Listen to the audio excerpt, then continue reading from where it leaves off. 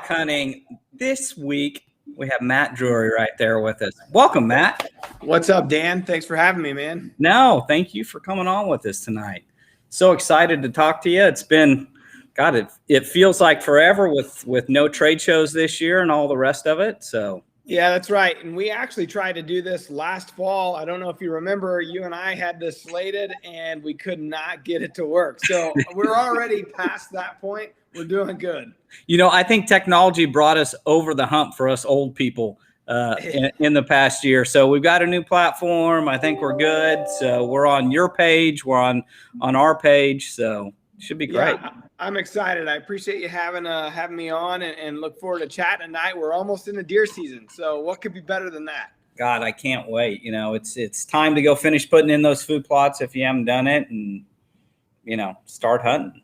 That's right. We actually got some of our Drury Outdoors teams are out and about already, like out west, up in Alberta. They're doing the big game stuff. You know, Austin Land, Taylor's husband, he killed a giant 201. I saw that. Brandon Jennings killed a 190 yesterday up in Alberta at Three Rivers Adventures. So, I mean, we're off and running and it's rolling, man. God, that is awesome. And then I think this week or weekend it opens up in Kentucky and the rest of it, and muzzleloader hunting will open up. And that's right, a bunch of guys out there trying to kill a velvet buck, and it's kind of like a bucket list hunt for a lot of guys to try to get a velvet deer and have it on their wall. So I know a lot of guys are out right now braving the heat. I've got a small one. I don't know if you can see there, kind of in the back. Oh yeah. What is it right there? Muley that I took out in Colorado that was in velvet. Anyway, just to have something in velvet on your wall is pretty cool. So awesome.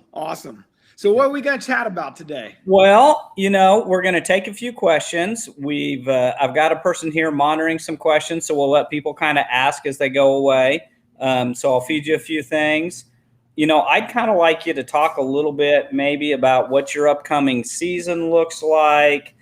Some of the new things that are going on with Drury Outdoors, just the stuff you're excited about this season. That's right. So first of all, I know that we're streaming this live both on the Drury Outdoors Facebook page and then over on the Scent Crusher page as well, right? Yep, that's right. Both of them. So we're talking to a couple different audiences. So for our audience at Drury Outdoors, this is Dan Drake, the owner of Scent Crusher, the CEO, the magic man that came up with all this stuff. And what do you guys have that's new this year? Well, new this year, we developed a way to supercharge the ozone. As we kind of came through all this, we had done some previous research in military and tactical. We'd spent a couple years working on a first responder product where we figured out how to supercharge the ozone to help protect cancer and firemen and some of that stuff. But we took that technology and we put it in a small form called the Scent Crusher Plus, and it's now 5 or 6 times more effective and quicker on the hunting gear. So that's kind of one of the new things. So if I had that unit and I had my existing bag or my existing closet, does it work with that stuff just the same? Yep, you just slide it right in, same thing. You've got you need to fill it up with a little bit of water, so we're using humidity at the right amount with ozone in the right concentration. It'll work on the same way, just 5 times plus quicker on all the stuff. So okay, so if it's 5 times quicker or more, stronger, do you back off the amount of time that you would put your clothes in? So if I used to do it for say 30 minutes, should I do it for 15, or 15? Should I do it for 5, or is there kind of a magic combo there? You certainly can. If you do it longer, it's not going to hurt it, but it's not going to be any more effective either. So that normal 30-minute cycle is now 6 minutes. But if you run at 30 minutes, it ain't going to hurt it either, Yeah. So, and you can do, a little bigger closet and some bigger stuff. Maybe you can pack your stuff in that bag a little tighter, some stuff you wouldn't be doing before. Yep. Very good. Yeah. So we were talking before, and I'm excited to hear about this a little bit. So you didn't call me, but you told me a couple days ago when we were chatting that you are coming to Kansas. Is that true? That's right. So I was invited out to a spot kind of right in the middle of Kansas, near, I think it's zone 3, I believe. And I got an early season muzzleloader tag. I drew this year, first time I had ever put in for it, and I'm super excited. It's one of those deals where the guy's just got a fantastic piece of property. It's a private owner, it's not an outfit or anything like that. It's just a friend of my sister's actually that invited me out there. So I'm really excited about it. I've never been on an early season hunt like that. So I'm kind of curious to see just how they react with the hot weather, hot temperatures, because I've always kind of seen the hunts from our Drury Outdoors team members, and even Mark and Terry used to go out to Kansas in the early season like this, and it looks like it's a hot one. So, usually I kind of sit back and wait for October, but we're going to give it a go here. Well, it can be hit or miss, and you aren't really going to know until about 3 days before you go out, and you may be sitting in that stand sweating your tail off, or you may have a nice cool evening if you can get that and get some deer movement. But, where you're going, you told me kind of the area in central Kansas. It's pretty unique. Everybody thinks about Kansas being really flat.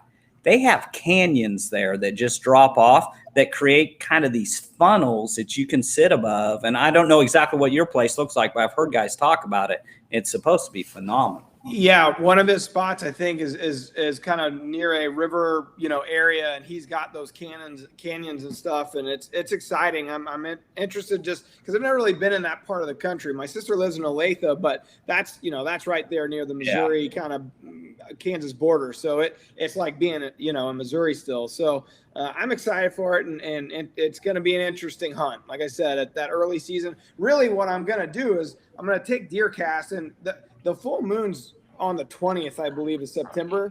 And I think that season opens, I believe it's the 17th. So it kind of lines out pretty perfect that those first 3 days, that first weekend going into that full moon, we should, even with warm temperatures, I think we'll have some decent movement in the afternoons and right there before that magical, last half hour of the day. So I'll be honed in on deer cast and looking at the kind of the predictions and if by chance some sort of front comes through, I'm definitely going to be there for that opening weekend and then head back home, just family obligations. But if deer cast gives me a great somewhere between there and the end of September, which when the season ends, I'm going to head back out there. It's about an 8-hour drive, I think.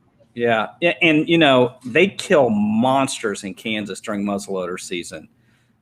Because you can pattern those bucks in the middle of it. And like you said, you use deer cast, you're going to have a few days in there with some movement anyway and some cooler temps. And I think you told me you aren't using some super duper muzzleloader that shoots at 600 yards. You're using, tell me about it again.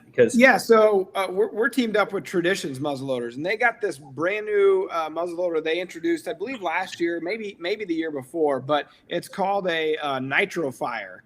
And the technology is really unbelievable because, and this is a hot topic because like a more traditional guy is going to say that's not a muzzleloader, but you still load the bullet through the muzzle, but the breech is up a little bit higher. And what happens is they have what they call a fire stick, and it's all encompassing. It's got the powder in there. So they got 100 grains, they got 120. We're using the 120s, but you stick it in the breech section and then you put in your primer. And at the end of the hunt, if you don't kill anything, you pull the fire stick back out and you leave the bullet in there and boom, you're ready to go. And that fire stick is actually waterproof as well. So it's anybody that's ever muzzleloader hunted, that little bit of moisture, how it affects that powder. And so here you're kind of taking those elements out of it, and it's phenomenal, man. It's a heck of a gun.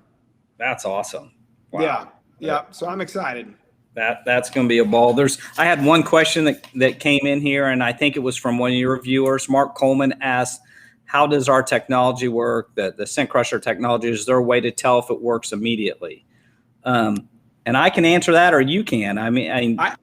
You're going to probably answer it from a technical standpoint. I'll answer it from a real world standpoint. And for us, the results are kind of, the proof is in the pudding, so to speak. So when we go out, using ozone in the field, using ozone to kind of crush your clothes before you head out to the field, like those things, there's no doubt in our mind. We've had deer downwind. I think there's a fine line of if it's a super windy day, like it might they might react a little differently, but in general, we've had a lot of success in fooling deer's nose, where they come, they kind of put their head up, they're downwind, they don't really know what's going on, and they think about it, but they don't bolt. They don't, just jump out of there like they do when they actually get your wind. And to us, that means it's working. I mean, not only that, but Scent Crusher in general, say there's, a lot of times, Mark and Terry, for instance, they're hunting every day, basically, of the season. And, even me, I'm hunting quite a bit. It might be 30, 45 days in the year. And if you're not killing something, if it's not getting muddy or it's not getting bloody, we're not washing our clothes every time, unless, for some reason we go into a diner or something where we didn't have a chance to change first, then we might. But realistically, even then, we're just shoving it in the Scent Crusher bag, turning it on, and let the Scent Crusher wash it. So, I mean, to us, that we've seen it over, what have we been together, like 6 years now, 5-6 years? We've seen it time and time again. And I think the viewer, the best way that you can kind of put faith in this is that because Mark and Terry hunt so much, because our team hunts so much, we test this stuff like nobody's business. I mean, it's not just like, we hunted during the gun season, or, maybe we had a week off that we took off vacation. It's mostly all season long. So we put it through the paces all season long. And it's not just one person, it's two. You got a cameraman sitting over you too. And camera gear and 5 cameras and, your bow and there's all kinds of stuff. And so honestly, it's been a lifesaver for us. I'll give them 20 seconds from a technical piece of it. So ozone occurs. It's that fresh smell after a rainstorm. Lightning blows apart oxygen molecules, O2, and makes O1 to combine to make O3 or ozone. It seeks out the bacteria and kills it. If it doesn't find bacteria, it becomes oxygen again. So that's the technical nerd in me. The practical way we explain it is I would take it into a buyer's meeting with a shirt and cigarette smoke and one in skunk. Let them smell it. Sometimes we'd make the assistant buyer take off his shoe, throw it in a bag, have our meeting for 20 minutes and pull it out and you can't smell it. And you can do the same thing with your hockey gear and your sports gear and the blanket that you had around the fire before you go to bed at night and crush it all. And that's how you know it's working. We use it. So at the studio, we use the plug-in units in our bathrooms. It's a studio full just of a bunch of guys. Yeah, that's right. And let me tell you, it works. Awesome. Well, I don't want this to be a Scent Crusher deal, but I saw that question as it. Well, you know what? You had told me too about another thing that you guys are doing. So you mentioned that Brandon killed in Alberta and Wade killed. Tell me, I've seen that stuff just a little bit on DeerCast. Tell me what else you're doing that we can watch these hunts semi-live, live kind of stuff. Yeah, we are so excited about it. So this year we have a program that we're running out on social media, on YouTube, on DeerCast, that's called Deer Season 21. And we've kind of been testing this out, the semi-live hunting action the past couple springs. And this past spring, it just did phenomenal. I mean, Mark and his crew, and of course Terry and Forrest, and everybody was out there just stacking them up during turkey season. And the viewers just love this stuff and love seeing it kind of on a semi-live basis. So we still have the TV shows. All of our content's still going to end up over on the Outdoor Channel and then ultimately over on MOTV. But instead of that being the first place, and then we kind of repackage this stuff later on, we're going to start out with Deer Season 21 and a rough kind of semi-edited version or semi-live version of these edits and roll it out to you as it's happening. So for instance, tonight we just launched Austin Land's 201-inch mule deer from out there in Utah at Wild Country Adventures, and it's awesome. I mean, like I watched it today. Mark and his guys up in Iowa were putting this thing together, and they sent me a proof today to check out, and it's it just sucked me in. It's like 22 minutes, but it's like a full-blown masterpiece, honestly. And you get to see the full story. He had like 8 spot and stalks with this 201-inch giant, and blown opportunity or missed opportunity or just shoulda, woulda, couldas. And to see it all play out, it draws you in. So that's over right now on the Drury Outdoors YouTube channel. And I don't think you're going to want to miss it. Let me pull. Hashtag season 2021. Hashtag deer season 21. But over on YouTube, the title under Drury Outdoors is 201-inch mountain goat, or mountain giant. Sorry. A dream is realized, deer season 21. So we're pumped, man. Brandon Jennings, he shot one up with Wade Robinson up in Alberta yesterday, went 190. As soon as that footage comes back early next week, mid next week, that hunt will be up as well. Should be installment number 2. So well, and those Alberta hunts are crazy special. That is a spot and stock through canola fields that have not been cut yet. Is that right? I mean, it's yeah. I mean, and on this one, I think I'm not sure if that's the exact scenario, but a lot of times that is what's going on. I know Mark's killed several up there over the years that way, but that hunt is a preview of the actual kill itself is actually up in DeerCast right now. It's the very top post in DeerCast. So if you go to deercast.com or open up your DeerCast app, you'll see the Brandon Jennings kill. But what you'll see in deer season 21 next week is the full story, and if Wade kills one, you'll see those things kind of play out and what it took to get to that point, the encounters that they had. So we're excited. We plan on doing, 2-3 installments of this a week once we get up and rolling. So it's going to be all fall. So hold on to your hats. God, that'll be awesome. It's fun. It's been fun to watch the world evolve, and you guys have done it the best. I mean, it used to just be TV, right? And then you watch the stuff roll around. It was kind of YouTube. And then you guys came up with DeerCast, which no one had ever done before. It gives you sole access to the platforms. You're not going to deal with people editing what you're going to show or how far it goes or any of those pieces. And you developed it in a phenomenal way. And made it the most useful tool to me ever, because I'm sitting in an office and I'm trying to decide, can I sneak out for an afternoon? Will it be Wednesday, Thursday, or Friday? And I don't think my staff has figured it out yet till maybe this live episode. Uh-oh, now you're in trouble. And I look at it, I'm like, all right, well, looks like I'm going to be out there Thursday afternoon.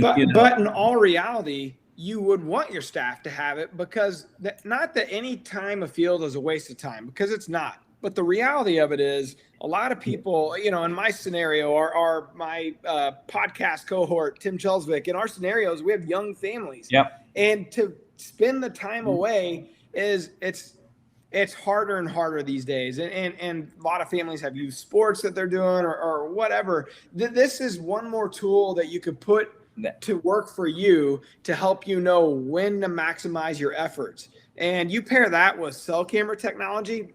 For the first time ever last year, I had some Reconic cell cameras out. I coupled that with DeerCast, and I could see, okay, here was the theory on why they were moving when, but now I actually see them moving, and pair these things together. I spent like 2 days in the early season. I may have hunted twice before I came in and killed the deer I killed in Missouri.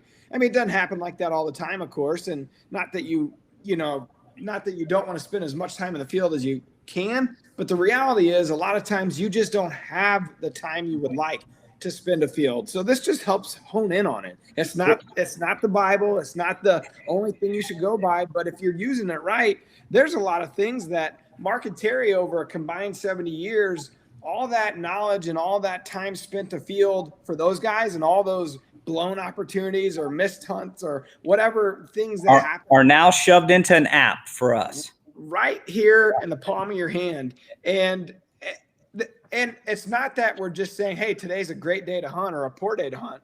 All the information, understanding your DeerCast, is a section in there that it breaks down every condition and for that phase that you're in your area. And it takes you through why it's important or why the deer are doing what they do for that part of the year. So it's pretty it's very intuitive, really cool. And we're excited to continue to jam it full of useful information for the diehard deer hunter.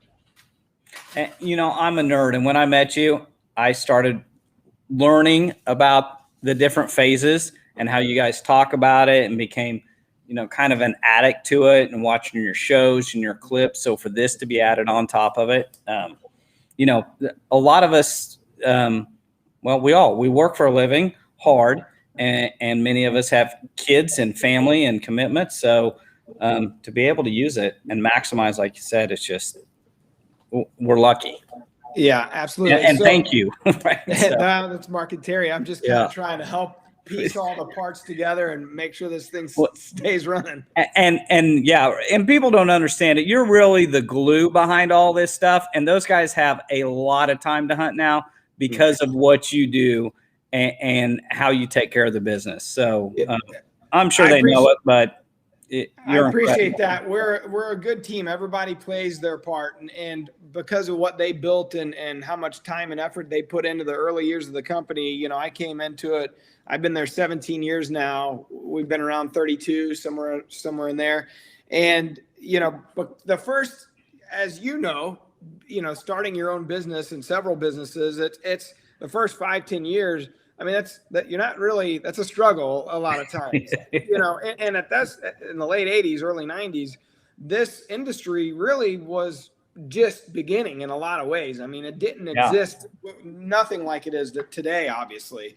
And so they really had to, they traveled a lot. They were gone a lot. They had to do a lot of consumer shows. They were, 50 people, at this, seminar, 100 people at that one. They kind of put the boots on the ground that established, what the company is today. And so I got very fortunate in the regard that when I stepped into it, we were just starting to kind of hit our stride. We just started television, and things really took off from there. And it's evolved into something really amazing here, 32 years later.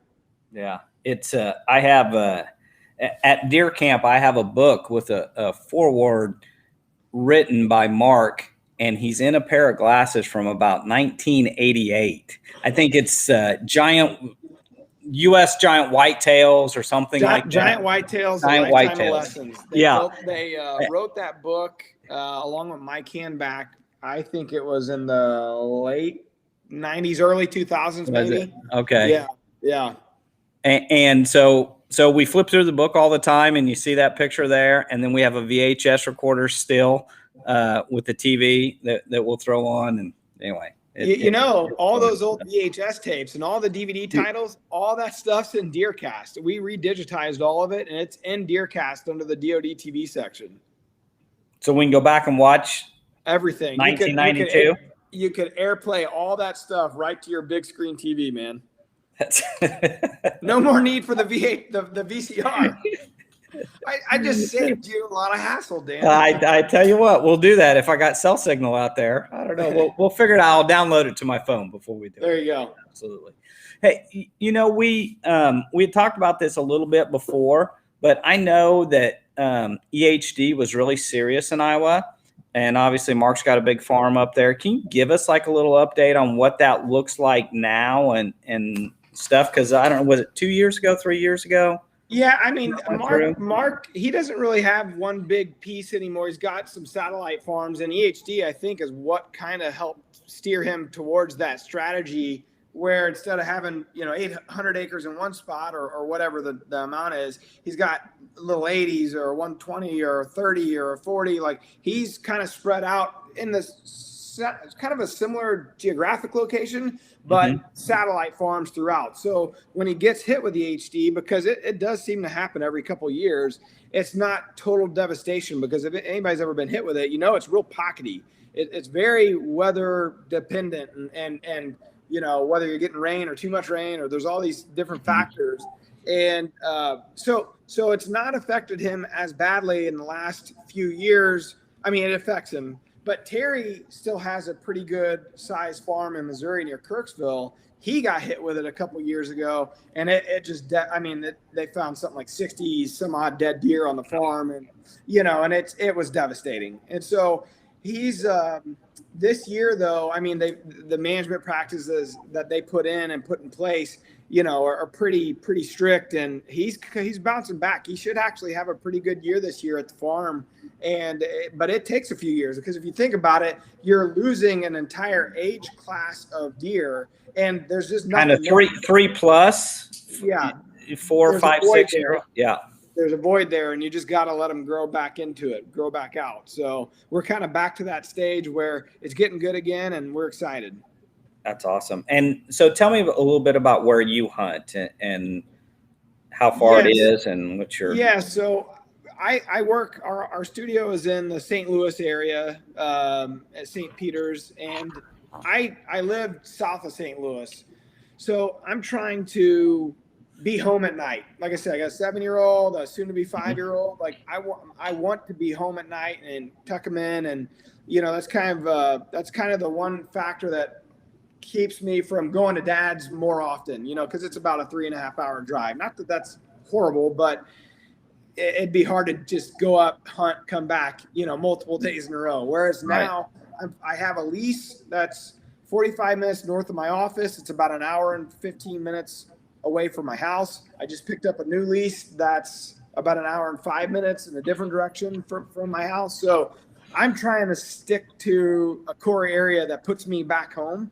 And the difficult part, being close to St. Louis, there's a lot of there's a lot of people obviously looking for land, whether it's to purchase or to lease. And not, if you went to North Missouri, not that there's a ton of people, there's obviously still a ton of people looking for leases there too, but it can be pretty competitive.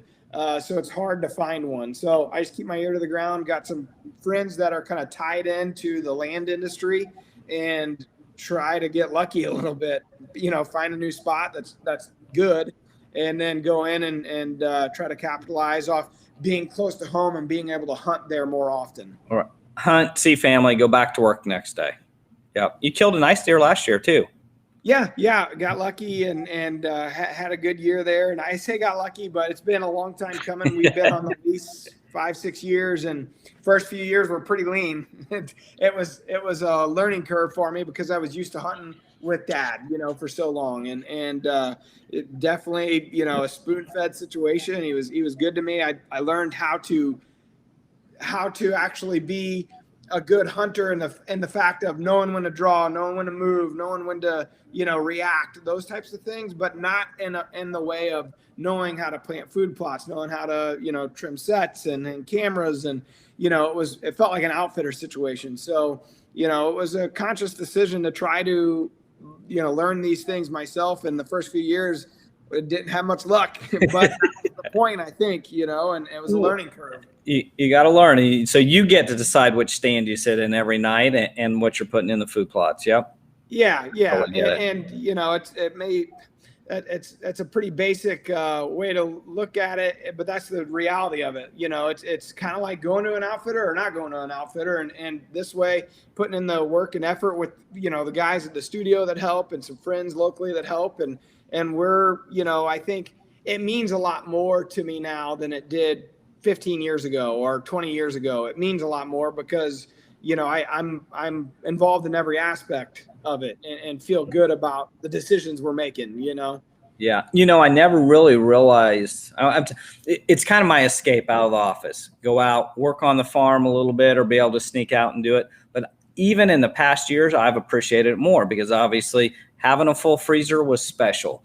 We would spend our times cooking as neat meals, during that time, and spending time with family and doing it. And we could do it with the game that we had taken, and it even became more memorable, Yeah, there's no doubt. And the kids, they're getting to the age now where I can take them, and they're not hunting yet. They're not ready for that, but I'm taking them with me, and they're experiencing that side. They're watching the shows. They're eating. We got a place back home in St. Genevieve, Missouri called Oberle's, and they make a summer sausage kind of a thing. Well, they also will make it into a deer sausage for you if you bring in your deer. And we have a freezer full of that stuff. The kids eat it every day, all year. It's just to them, deer equate to food now. So that's what it's all about. That's awesome. Well, tell us a little bit. So a couple years ago, you guys did an anniversary farm giveaway. Yeah. And it was the coolest thing ever. I think we had 4,000 or 5,000 people around our booth. you guys, I mean, to give away an 80-acre farm, is that what it was? Yep. 80 acres to celebrate. It was a special deal. Can you tell us a little bit about that now and what? Yeah, I actually saw somebody, I don't know the name, I saw a question pop through here where they asked if we were giving away another farm anytime soon. I wish. That was only one 80-acre farm every 40, 30 years, whatever it is, right? Yeah, it was our 30th anniversary in Market Terry. As a thank you, wanted to kind of give back to the audience and the viewers and say, hey, here's a chance. We bought the farm. They kind of pimped it out, so to speak, put in some food plots, and we never hunted it. We bought it solely for this for this purpose, and they put the food plots in, and then we gave it away at Dan's booth there at the ATA show. And Denny Latchik was the gentleman that won it, and it couldn't have gone to a more perfect person and family. He's got a younger family, several kids, a wife that was originally from Germany, and so she had never really hunted before. And I think she went turkey hunting with him, and they take the kids' friends out hunting, and they camp there, and there's several ponds on it, and he's done a lot of work to it, and ultimately he's looking to build, I think, a little cabin on it so that they can stay there. And I mean, it couldn't have gone to a better person, and he actually keeps up with us in Deercast all the time and gives us updates, and we've had him on the podcast, the 100% Wild podcast, and he's a great guy. So it went fantastic. For him to expose more people to it, friends, and get his family out in there, you're right. Absolutely perfect. That's right. That was what it was all about. Give somebody a similar opportunity and watch it flourish from there. It was, I remember that day, and they were practically crying anyway. And then you guys stepped on stage, and after you give them the farm, you handed them a check to pay for taxes on it because they had gotten a gift. And I was like, oh my gosh, you thought of everything. I mean, it was just neat. That is a tough part when you win. I don't think most people realize that when say somebody's giving away a truck or a boat and you win these things, like, you have to pay a pretty hefty tax on that stuff.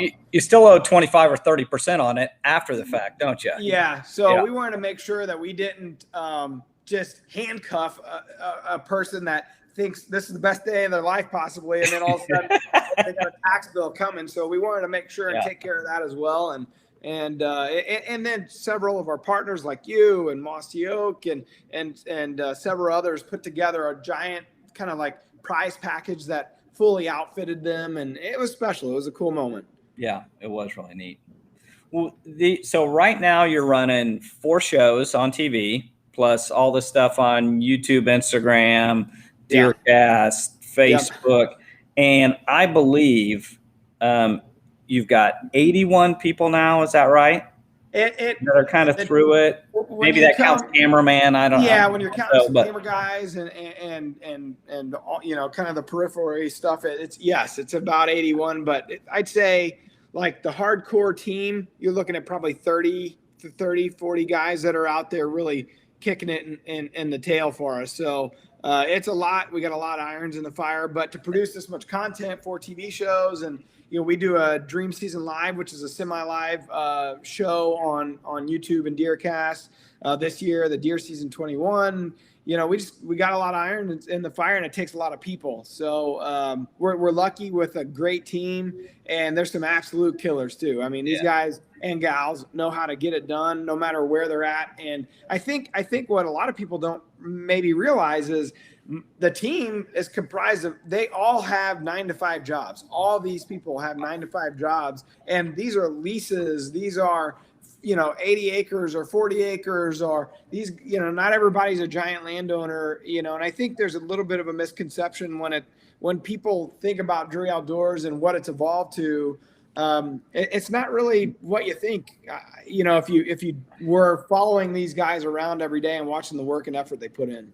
Yeah, well, and you guys spawned so many of the teams that we watched today came out of your group of people really early on, and now they have successful shows and bigger, pieces of land. So it's been fun to kind of watch you be the godfather, a little bit through it. I always say it's kind of like the coaching tree. You know, you got like the Bill Belichick coaching tree, or you follow these guys, where they go from there and how they succeed. And we've had a lot of teams run through, and it kind of catapulted a lot of careers. And they've, some have gone on to do fantastic things and build names for themselves all on their own, and some, have kind of fallen by the wayside. But a lot of people have come through the formula, so to speak, over the years. Yeah. It's been pretty incredible. We're about 35 minutes in. We got a question, I think, from one of your people here I'd like to answer. And then unless you have anything else, maybe we'd wrap it up and you get back to your family and let everybody else do that tonight too. Absolutely. All right. So this is from Drew Burnt. He goes, what's your most memorable hunt? I think I could think of a couple. Most of it involves Dad. The first deer I ever killed, we had hunted back in those days. They didn't have the land. They didn't have they were just starting out. And to give you an idea, I've never hunted off camera my entire life. Like I've never not hunted in front of a camera. And so we were really pushing it for 5 years, trying to kill a doe, a buck, anything that would walk, gun, bow, it didn't matter. We were just really trying to get my first kill on film. And I got to the point where, man, it really was a drag almost, because it cost us a lot of times. Back then, cameras were humongous. They had these big, camera metal arms. I mean, it was just a different beast back then. And when it finally happened and we finally connected, it was a huge weight off my shoulders. And I think Dad's, and it was just like, I can do this. He was proud. We were over in Illinois. We got to meet up with Stan Potts that next day. Oh he is a legend, yeah. And Tad Brown, who's been affiliated with us for a long time, Mike Joggers, who's Dad's best friend. They were all there. And I never forget, that night we went to a Pizza Hut there in Pike County, Illinois. And we had a pizza. It was a late night. It was after all the tracking. And we just kind of shot the bull. We just hung out. And I don't know why. I was only 15. I'll never forget that moment. You got to be one of the team. I got to be one of the guys. So, and that's actually was on Dream Season 1, the first VHS title we made of Dream Season. And, the next big moment would have been probably 3-4 years ago when I killed the biggest deer I've ever killed. I killed it over there at Dad's place. It was the year he had fallen out of the tree. And, we were very fortunate that he was still with us, and he wasn't able to really hunt like he had, like he wanted to, because he was just not feeling the greatest. And I was making a lot of trips up there, and he just got lucky. One morning I went out, and Forrest Bonin, Terry's farm manager and camera guy, went with me, and we went to a spot called Matt's Killing Tree. I've had a lot of luck in this little area on this ridge on the logging road over the years. And an absolute giant walks out in the timber. He's coming back to bed, in the morning. I had just lowered my bow because it was like 10 o'clock and we hadn't seen anything in the last few hours. Lowered my bow. We were going to get out. And I spot up the logging road a deer. Throw my binoculars up, and I spot another deer and another deer. It was a bachelor group, in late October, going back to bed, feeding on acorns, and this deer was among them. And I pulled the bow back up real quick, nock an arrow, and the deer starts walking into the timber, crosses the logging road, walks into the timber, and kind of walking in front of us. And my arrow, in my haste of getting my stuff back out of my pack and trying to get this all back under control, when I put my arrow on, I didn't knock it all the way on the string, just didn't realize it. Right. So when I put my release aid on it and put a little bit of tension on it, it popped off. Right, yeah. And I'll never forget it, because Forrest, he actually chuckled almost in disbelief, So I put an arrow back on, and believe it or not, to this day, he and I both feel like we wonder if that deer thought that was an acorn that just fell off the tree. It was a light sound, and he turns his path and walks right in front of us 7 steps, put a shot on him, and he blows out of there. And it was incredible, because Dad then got to come, and we didn't recover the deer till Dad came in, and we did it together. And it was just it reminded me of that first moment. It was just a proud moment for both of us. And it was one of the biggest deer that he ever had killed on the farm in 15 years. And it wasn't anything I did. They set me in the spot, and I got lucky that the deer walked where he walked that day. But it was just a moment that he and I felt extreme pride, for just how it played out, and fortunate that we got to experience it together. And then just one more moment that then I'll let you go. But I was after a deer called 2S2 on my lease I had 10 encounters with this deer. I screwed it up the very first encounter I had with him, and blew him out of there. And then played cat and mouse with him the rest of the season. And he was always a step ahead of me. And I learned a lot that season by chasing that deer, because we had to hang new sets and switch up our positions and, try to figure out how to get in front of this thing. And finally, in the late season, during muzzleloader season, he stepped out and gave me a 70, 80-yard shot, and we put a killing shot on him and recovered him. And the next day, I got to bring my son out, and we took pictures. And it was just, I don't know. It was so to live it with your kids. Absolutely. It was like the next moment in this evolution.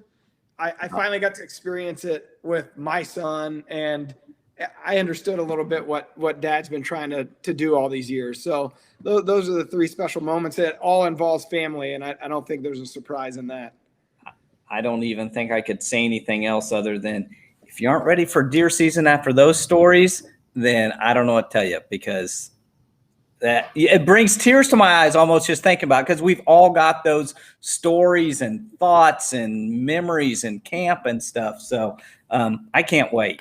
It's what it's all about. Being with your friends, your family, being outdoors. It's every good memory I have that's connected to the outdoors is connected to a friend or a family being with me and enjoying it together. And so I know a lot of guys and gals might like the solitude of going out and hunting on your own, but I think you'd be surprised if you took a loved one or a friend with you, because it takes it to a whole nother level.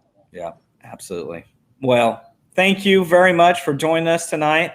I'm excited to hear about your Kansas hunt and watch the rest of it on season 2021. So yeah, you're going to see it on deer season 21 as it happens all season long. So you're going to know as soon as everybody else out there what happens or what doesn't happen. Hopefully it's what happens.